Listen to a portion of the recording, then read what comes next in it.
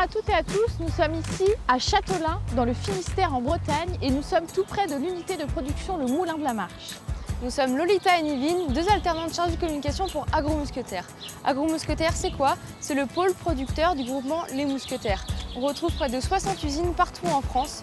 On retrouve des biscuits, du poisson ou encore des produits d'épicerie. Et c'est que du Made in France.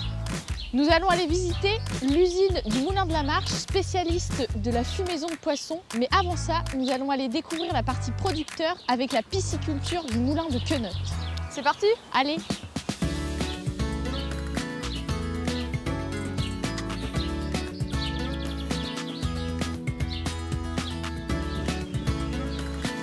Bonjour Nivine, bonjour Lolita. Bonjour Gilles. Bon, si je vous ai emmené ici, c'est qu'on est au cœur des Monts d'Arrée, dans une ferme d'élevage de truites bio. Et je trouvais ça important de vous amener dans un lieu qui est similaire à celui dans lequel Moulin de la Marche est né il y a 35 ans. Je voulais aussi renforcer le fait que nous soyons producteurs responsables. C'est pour nous très important de mettre en place un partenariat équilibré avec nos fournisseurs. C'est le cas avec Sylvain l'Espagnol, avec lequel nous travaillons depuis des années, dans une vraie relation de confiance et dans la durée. Donc je vous propose qu'on aille le retrouver. Oui, très bien. Allons-y. Bonjour Sylvain. Bonjour. Donc vous êtes ici au Moulin Queneut où on produit de la grosse truite bio à destination de la fumaison, car on a une bonne qualité d'eau sur une rivière vive de Bretagne. Et du coup, depuis combien de temps vous êtes en partenariat avec le Moulin de la Marche? Depuis plus de 15 ans maintenant. Et qu'est-ce qu'elles ont de particulier, vos truites? Alors mes truites sont de vraies marathoniennes. Elles se déplacent dans le bassin à longueur de journée. Elles arrivent à passer toutes les saisons avec des hivers assez rigoureux et froids et des étés très secs. La pisciculture, est-ce que c'est un métier d'avenir? Ah oui, aujourd'hui on importe plus de 80% du poisson en France. Et aujourd'hui l'aquaculture a de l'avenir parce que la truite est très plébiscitée par les consommateurs et notamment par les produits fumés que commercialise aujourd'hui Moulin de la Marche.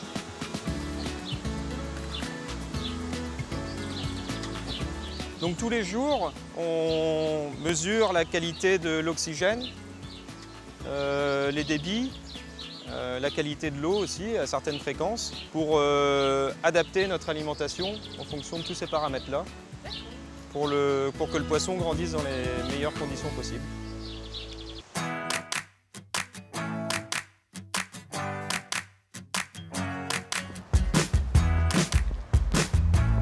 Bonjour mesdemoiselles. Bonjour Gilles. Ça va et vous? Ah bah super, je suis ravi de vous accueillir au Moulin de la Marche. Donc, je vous en prie, entrez, c'est par ici. Merci beaucoup. Merci. Gilles, qu'est-ce que fait Moulin de la Marche? Nous fabriquons donc 3000 tonnes de truites et de saumon fumé par an, ce qui représente un chiffre d'affaires de 60 millions d'euros. Nous présentons nos produits majoritairement en tranches sur plaque, mais nous avons aussi des produits en pavés, en dés, en médaillons pour nos différents clients. Nos principales marques sont Capitaine Cook, qui est notre marque premium, et Odyssée, qui est notre cœur de gamme. Mais du coup, à qui vous vendez vos produits? La première raison d'être de Moulin de la Marche est d'approvisionner les points de vente Intermarché en truites et en saumon fumé de qualité. Quels sont les points forts de Moulin de la Marche?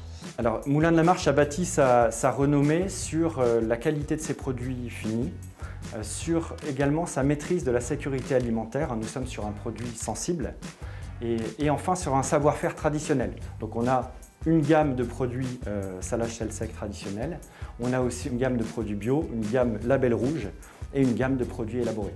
Et à l'heure actuelle, vous avez combien de collaborateurs sur site?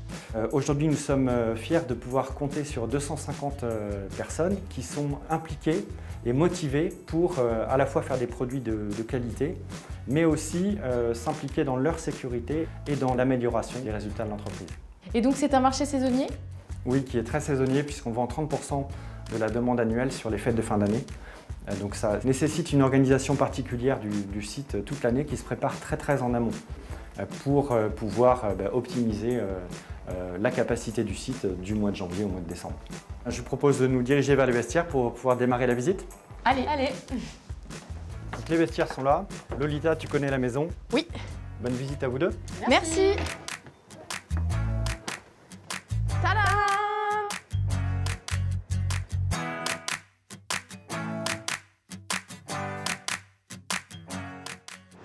Alors là, on va aller voir Frédéric qui est technicien laboratoire. C'est parti!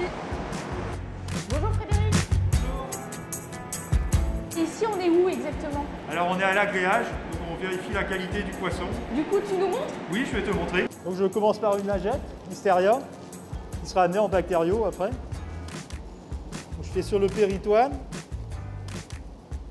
la peau et les ouïes.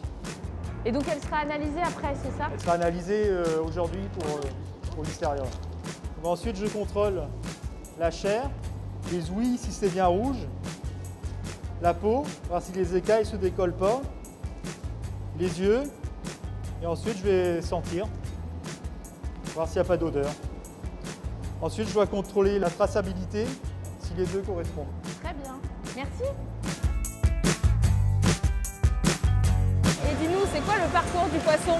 Alors le poisson, il va arriver au niveau de la fileteuse. Avec un poisson, on va obtenir 2 filets. Donc après la fileteuse, on a une étape importante qui est la peleuse. Et ensuite, nous allons passer sur la partie désarrêtage où on va enlever le gras et la partie muscle brun. Et après, donc une étape de rinçage et une action importante au niveau bactériaux qui est le salage pour garantir le produit au niveau de sa DLC, au niveau du magasin.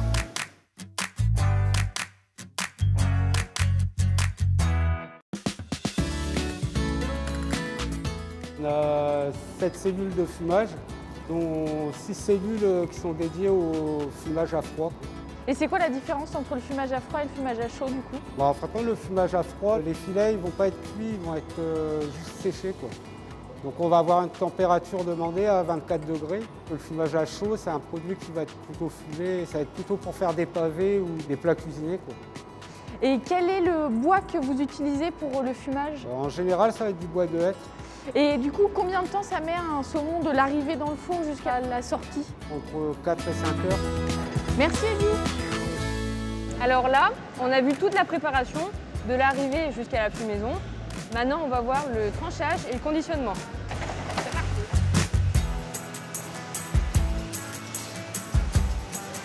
Et on est où ici?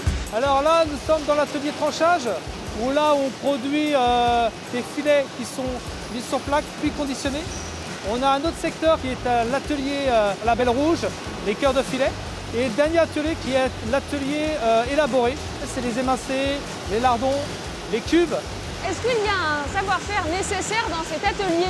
On a du personnel CDI qui est là depuis plusieurs années, qui ont vu à travers les années l'évolution, que ce soit en termes de produits ou en termes d'automatisation des lignes.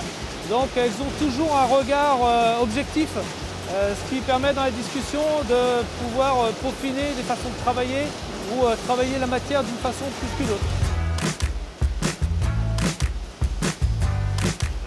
Bonjour Jennifer. Bonjour. Est-ce que tu peux nous expliquer un petit peu en quoi consiste ton métier? Donc moi je suis pilote d'îlot dans l'atelier de tranchage.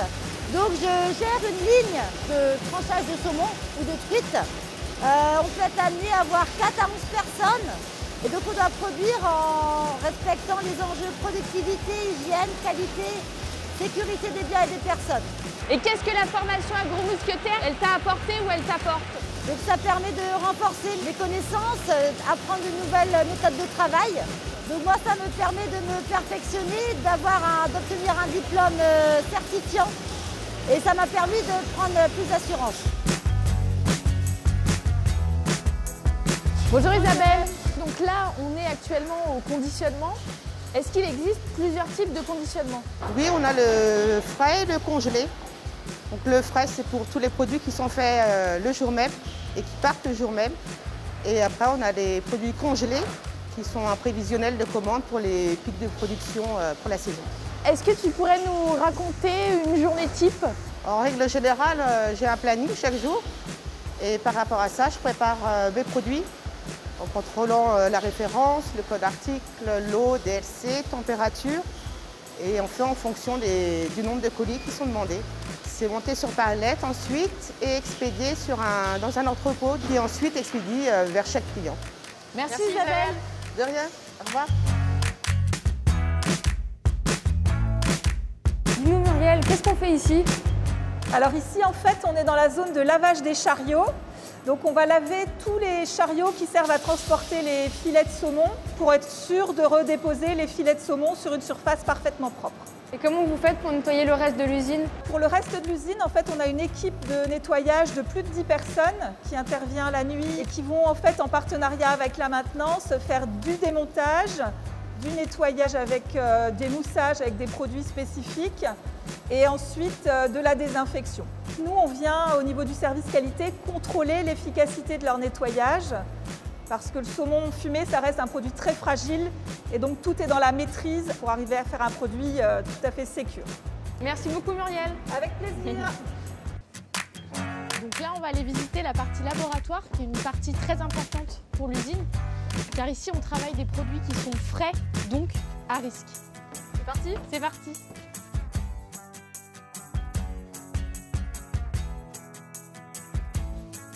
Bonjour Muriel. Bonjour Muriel. Bonjour. Alors ici, on est au laboratoire et donc on a deux parties dans le laboratoire. Une partie laboratoire chimie, où on est là maintenant, et une partie laboratoire de bactériologie. Et vous avez des certifications ici à Moulin-de-la-Marche? Oui, on a des certifications. La dernière en date, c'est la certification fumée en France et qui traduit bien toute notre transparence, que ce soit vis-à-vis de nos partenaires ou vis-à-vis de nos clients, même en allant jusqu'à la partie développement durable. En quoi consiste ton métier? On fait différentes analyses comme les taux de sel, les taux d'humidité, de matières grasses, les pH. Donc l'analyse principale, c'est le taux de sel. On en fait environ 4000 par an. Ça nous permet de déterminer un temps de salage pour chaque lot passé en production. Donc là, on va aller découvrir la partie bactério, qui est une partie un peu plus sensible, d'où le fait qu'on se soit équipé. Donc on y va? Allez, c'est parti. Donc ici, nous sommes au labo de bactériaux et on analyse les matières premières, les produits en cours de process, les produits finis et aussi les surfaces, tout ce qui est écouvillon, mains du personnel, casque, matériel ou ça peut être aussi les sols. Et donc c'est quoi le principal risque? Ici, au Moulin-de-la-Marche, avec le saumon, le principal risque, c'est la listeria. On réalise des dizaines d'analyses par jour et en 2020, on a réalisé à peu près 15 000 analyses listeria. Pour s'assurer de notre justesse, 2 fois par an, nous réalisons des analyses interlaboratoires.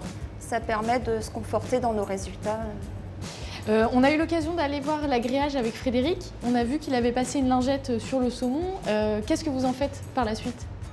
Eh bien, cette lingette, donc Frédéric va l'enregistrer. Ensuite, il nous l'emmène. Nous, on recense tous nos échantillons sur un cahier. Donc, on rajoute un milieu d'enrichissement dans le sac. Et ensuite, on a le résultat encore au bout de 24 heures. Ça permet de libérer les lots en 48 heures. Et donc, c'est intéressant pour vous d'avoir un labo en interne? Oui, puisque du coup, en cas de non-conformité, ça nous permet d'être réactifs et de faire des prélèvements supplémentaires et d'aller chercher la cause du problème.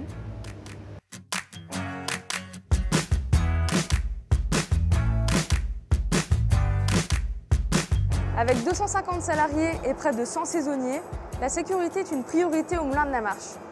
C'est pourquoi beaucoup de choses ont été mises en place, notamment pour le bien-être des collaborateurs. Bonjour Ségolène. Bonjour Ségolène. Est-ce que tu peux m'expliquer en quoi consiste le métier d'ergonome? Je m'occupe de tout ce qui est du domaine de la santé et de l'ergonomie au travail. Donc le but, c'est de ménager les personnes en termes de gestes répétitifs, en termes de port de charge. Je vais vous montrer ce qu'on a fait par rapport à tout ce qui est port de charge. Pour le poste de déballage, c'est celui qui va approvisionner la ligne en poisson. Donc soit on a des caisses polystyrène qui arrivent toutes faites où le poisson est déjà dedans, ou sinon on a de la matière qui est à décongeler. Donc maintenant ils vont prendre en fait le chariot, ils vont le mettre directement dans l'ascenseur et il va être à hauteur pour dépoter les poissons et les mettre à disposition de la ligne.